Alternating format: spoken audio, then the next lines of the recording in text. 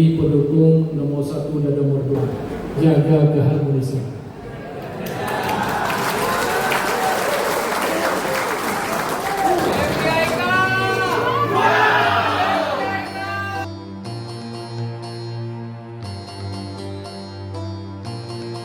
Nasional dan Wakil Wali Kota.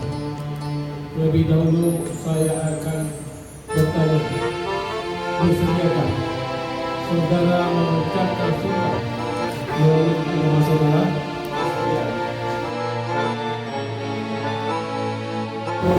Kita siap dengan sangat-sangat kita pilih.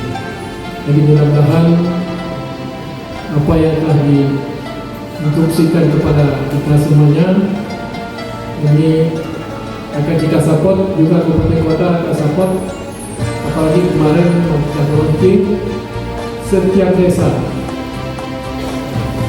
harus ada operasi merah putih.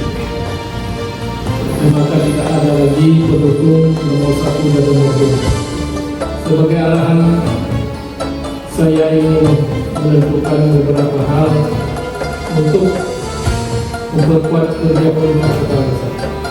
Yang pertama, kita